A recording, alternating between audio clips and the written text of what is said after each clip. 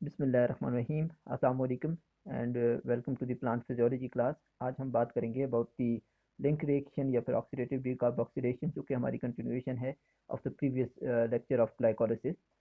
जैसा हमने पिछली क्लास में डिस्कस किया था ग्लाइकोलिसिस रिएक्शन, आज हमने डिस्कस करना है अबाउट द लिंक रिएक्शन कि लिंक रिएक्शन क्या होता है। ठीक है, सबसे पहले लिंक रिएक्शन एक ऐसा रिएक्शन है जिसमें हम पायरोवेट जो कि ग्लाइकोलिसिस के रिजल्ट में बनता है उसको कन्वर्ट करते हैं into a molecule of acetyl coenzyme A, acetyl coenzyme A, ठीक है, with the addition of carbon dioxide plus NADH2। ठीक है, अब इसकी रीज़न क्या है कि हम लिंक रिएक्शन क्यों करवाते हैं, क्योंकि pyruvate can not enter the Krebs cycle directly, तो उसको कन्वर्ट होना होता है एसिटाइल कोएंजाइम ए के अंदर ताकि वो क्रेब्स साइकिल में एंटर हो सके और ग्लूकोज से हम मजीद जो एनर्जी है उसको एक्सट्रैक्ट कर सकें। ठीक है, अब ये जो रिएक्शन है, जो लिंक रिएक्शन या ऑक्सीडेटिव डीकार्बोक्सिलेशन का रिएक्शन है, it occurs in the matrix of mitochondria. Matrix of mitochondria के अंदर ये रिएक्शन हो रहा होता है। तो अब हमारे लिए एक इशू आता है कि हमारे पास इस रिएक्शन का जो सबस्ट्रेट है that is pyruvate and that is present inside the cytoplasm. क्योंकि पायरोवेट जो है वो कहाँ पर मौजूद है, साइटोप्लाज्म के अंदर मौजूद है, क्योंकि ये बना ग्लाइकोलिसिस के रिजल्ट में जो कि साइटोप्लाज्म के अंदर होता है। ठीक है, तो अब हमें एक मसला है कि हमने इस पायरोवेट को ट्रांसपोर्ट करवाना है inside the matrix of the mitochondria. और प्रॉब्लम ये है कि जो आउटर मेम्ब्रेन है उसके अंदर होते हैं पोर्स, तो वहाँ से जो चीज़ें हैं, कोई भी मटेरियल है वो ट्रांसपोर्ट हो सकता है इंटर मेम्ब्रेन स्पेस तक, लेकिन वहाँ से आगे वो नहीं जा सकता क्योंकि ये जो इनर मेम्ब्रेन है ये इम्पर्मिएबल है। इसके अंदर ट्रांसपोर्टर्स के अलावा कोई भी चीज़ जो है वो नहीं जा सकती। तो हमारे पास जो पायरोवेट है वो फिर यहाँ से एक स्पेसिफिक ट्रांसपोर्टर के अंदर जाएगा। तो हम उसके बारे में बात करेंगे, ट्रांसपोर्ट ऑफ पायरोवेट के बारे में, जैसा हमने अभी डिस्कस किया कि ग्लाइकोलिसिस में ग्लूकोज को हम कन्वर्ट करते हैं पायरोवेट के अंदर with the addition of a net gain of 2 ATP and 2 NADH2। ठीक है, अब ये पायरोवेट साइटोप्लाज्म के अंदर मौजूद है और इसको हमने क्रेब साइकिल के अंदर लेके जाना है, लेकिन हम इसको तब तक क्रेब साइकिल में नहीं लेके जा सकते जब तक ये कन्वर्ट ना हो जाए एसिटाइल कोएंजाइम ए के अंदर। और ये मैट्रिक्स और ये एसिटाइल कोएंजाइम ए के अंदर जाएगा लिंक रिएक्शन में, और वो रिएक्शन हो रहा है मैट्रिक्स के अंदर। तो उसके लिए हम इस पायरोवेट को फिर यहाँ से ट्रांसपोर्ट करवाते हैं inside the matrix of the mitochondria, और उसके लिए जो स्पेसिफिक ट्रांसपोर्टर है उसका नाम होता है पायरोवेट ट्रांसपोर्टर। ठीक है, जो कि इनर मेम्ब्रेन के अंदर मौजूद है। और अब ये ट्रांसपोर्टर जो है इसका काम क्या है, ये आप कह सकते हो कि ये एक एंटीपोर्टर है। ठीक है, ट्रांसपोर्टर्स की भी टाइप में कौन सा ट्रांसपोर्टर है, ये एंटीपोर्टर है कि एक पायरोवेट को ये इनसाइड द मैट्रिक्स मूव कर रहा है और उसके बदले में उसकी एक्सचेंज में एक हाइड्रोक्सिल आयन को outside of the matrix move करा रहा है। ठीक है, उसके अलावा यहाँ पे ये आपको नज़र आ रहा होगा एडेनिन न्यूक्लियोसाइड ट्रांसपोर्टर है जो एडीपी के बदले में एटीपी को बाहर मूव कराता है। ठीक है, फिर एडीपी दोबारा से एटीपी में कन्वर्ट हो सकती है। उसके अलावा ये फॉस्फेट ट्रांसपोर्टर है जो कि इनऑर्गेनिक फॉस्फेट को इनसाइड द मैट्रिक्स मूव कराता है in exchange of hydroxyl ion. फिर ये डिफरेंट जो कम्प्लेक्सेज हैं इलेक्ट्रॉन ट्रांसपोर्ट चेन के, ये कम्प्लेक्स 5 या एटीपी सिंथेस है। इस तरह से ये डिफरेंट ट्रांसपोर्टर्स के अलावा कोई भी चीज़ जो है वो अंदर मूव नहीं कर सकती, और पायरोवेट के लिए फिर पायरोवेट ट्रांसपोर्टर मौजूद होता है। तो अब हम चलते हैं हमारे अपने जो नेक्स्ट रिएक्शन या मेन जो रिएक्शन है लिंक रिएक्शन की तरफ। तो लिंक रिएक्शन जिसको ऑक्सीडेटिव डीकार्बोक्सिलेशन पे नाम दिया जाता है, हम उसके बारे में देखेंगे इसको कि ऑक्सीडेटिव डीकार्बोक्सिलेशन का नाम क्यों दिया जाता है। अगर लिंक रिएक्शन की बात करें तो इसलिए कि ये ग्लाइकोलिसिस और क्रेब साइकिल को लिंक कर रहा है। और ऑक्सीडेटिव डीकार्बोक्सिलेशन इसलिए कि हम पायरोवेट की पहले तो ऑक्सीडेशन कर रहे हैं, loss of electron plus loss of hydrogen हो रहा है। ठीक है, और उसकी जो है उसको हम यूटिलाइज कर रहे हैं इन द फॉर्मेशन ऑफ NADH2। ठीक है, और साथ में इससे हम डीकार्बोक्सिलेशन कर रहे हैं, रिमूवल ऑफ कार्बन डाइऑक्साइड करते हैं। ठीक है, once the pyruvate has moved inside the matrix of mitochondria, तो इसके ऊपर एक एंजाइम कम्प्लेक्स एक्ट करता है जिसको हम पायरोवेट डिहाइड्रोजनेस कम्प्लेक्स का नाम देते हैं या पीडीएच कहा जा सकता है। ठीक है, वो एक्ट करता है और ये लिंक रिएक्शन हो जाता है।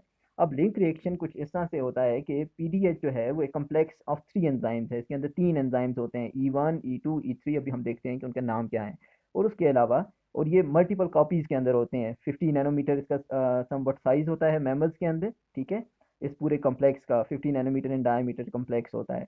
और इसके अंदर 5 को एंजाइम्स या प्रोस्टेटिक ग्रुप्स होते हैं जो कि इन्हीं 3 एंजाइम्स के साथ समवट लिंक्ड होते हैं। ठीक है, और अपना इसकी फंक्शनिंग में हेल्प कर रहे होते हैं। For example the very first is nicotinamide adenine dinucleotide, the other one is flavin adenine dinucleotide, then coenzyme A, then this TPP या थायमीन पायरोफॉस्फेट है, और फिर लाइपोएट। ठीक है, तो ये जो इनमें से पहले चार हैं ये वाइटामिन डेरिवेटिव्स हैं, और ये पांचवा एक अदर ग्रुप ऑफ कंपाउंड है। ठीक है, अगर हम E1 ग्रुप या E1 एंजाइम की बात करें तो E1 enzyme is pyruvate dehydrogenase. ठीक है, जो कि हमारे पास ये वाला रिएक्शन कैटेलाइज कर रहा है।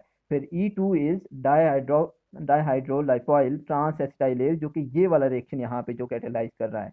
और E3 जो है वो डाइहाइड्रोलाइपोइल या DHL डीहाइड्रोजिनेज है, जो कि ये वाला रिएक्शन यहाँ पे कैटेलाइज कर रहा है। और यहाँ पे मैंने इनके तीनों के प्रोस्थेटिक ग्रुप्स मेंशन कर दिए हैं, जैसे E1 के साथ थायमीन पायरोफॉस्फेट अटैच होता है, E2 के साथ कोवलेंटली बाउंड लाइपोएट होता है। ठीक है, इसके लाइसिन अमीनो एसिड के साथ इन द फॉर्म ऑफ लाइपोइल लाइसाइल जो यहाँ पे मेंशनड है। ठीक है, और उसके अलावा E3 के साथ अटैच होते हैं निकोटिनामाइड एडेनिन डाइन्यूक्लियोटाइड और फ्लेविन एडेनिन डाइन्यूक्लियोटाइड। अगर हम रिएक्शन की बात करें कि ये रिएक्शन कैसे हो रहा होता है, तो ये तीनों कम्प्लेक्स या तीनों एंजाइम्स किस तरह से रिएक्शन या लिंक रिएक्शन को कैटेलाइज कर रहे होते हैं।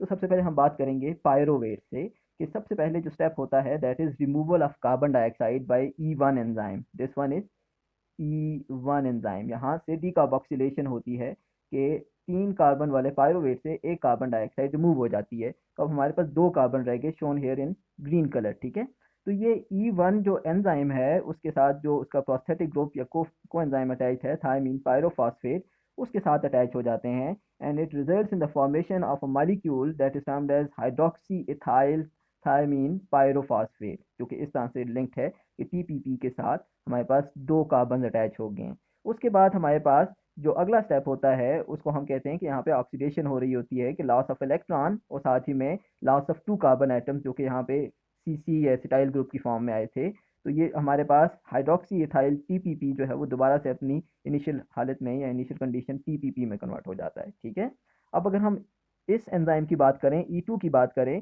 तो इसमें हमारे पास जो लाइपोएट है वो लाइपोइल लाइसाइल यानी कि लाइसिन अमीनो एसिड के साथ अटैच्ड है लाइपोएट। ठीक है, तो उसको हम लाइपोइल लाइसाइल का नाम देते हैं, और इसमें हमारे पास 2 सल्फर्स या फिर डाइसल्फाइड मौजूद होता है, और वो किस फॉर्म में मौजूद होता है, ऑक्सीडाइज फॉर्म में। तो यहाँ से आने वाले 2 इलेक्ट्रॉन्स और कार्बन इसके साथ अटैच हो जाते हैं, और ये कन्वर्ट हो जाता है into this form lipoyl lysyl attach with 2 acetates या 2 कार्बन। ठीक है, और हमारे पास रिडक्शन हो गई सल्फाइड की, जो डाइसल्फाइड था वो 2 थायोल के अंदर, SH थायोल ग्रुप को कहा जाता है, तो 2 थायोल के अंदर वो कन्वर्ट हो जाते हैं। ठीक है, और जैसे ये वाला रिएक्शन होता है तो यहाँ पर मौजूद कोएंजाइम ए जो है उसके ऊपर फिर ये जो 2 कार्बन एटम्स हैं इनको अटैच कर दिया जाता है, और उसके रिजल्ट पे हमारे पास मॉलिक्यूल बन जाता है एसिटाइल कोएंजाइम ए। ठीक है, और हमारे पास ये जो रिड्यूस फॉर्म है वो उससे जो कार्बन एटम्स हैं वो इलादा हो जाते हैं, वो अभी तक वो रिड्यूस फॉर्म में है। ठीक है, लेकिन इससे अगला जो रिएक्शन है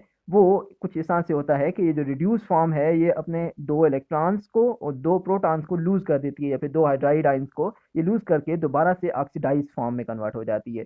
तो अब हमारे पास ये वाला रिएक्शन खुद दोबारा से, ये वाला जो एंजाइम है दोबारा से वही वाला रिएक्शन कैटेलाइज कर सकता है, और ये वाला एंजाइम भी दोबारा से वही रिएक्शन कैटेलाइज कर सकता है।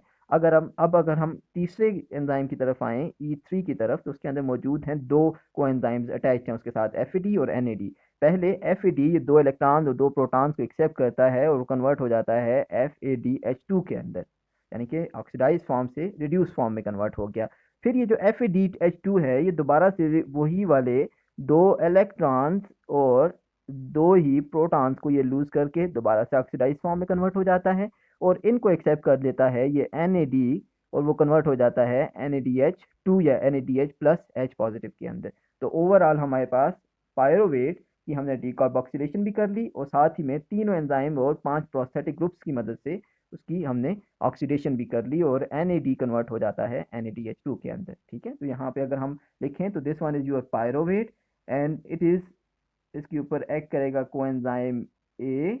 ठीक है, साथ ही में NAD, और साथ ही में लाइपोएट, TPP और FAD। तो ये 5 कोफैक्टर्स ये इधर ऐड हो जाएगा और ये भी ऐड हो जाएगा। इसके रिजल्ट में हमारे पास NAD कन्वर्ट हो जाता है NADH2 के अंदर, और हमारे पास एक कार्बन की फॉर्म में कार्बन डिकार्बोक्सिलेशन हो जाती है, तो 3 कार्बन वाला पायरोवेट कन्वर्ट हो जाता है एसिटाइल कोएंजाइम ए के अंदर, एक ऐसा ग्रुप जिसके अंदर 2 कार्बन है और साथ में कोएंजाइम ए भी अटैच है। So this was all about the link reaction of oxidative decarboxylation, the reaction that occurs in the matrix of the mitochondria, और पायरोवेट की ऑक्सीडेटिव डिकार्बोक्सिलेशन इसके अंदर होती है। तो थैंक यू वेरी मच, अल्लाह हाफिज़।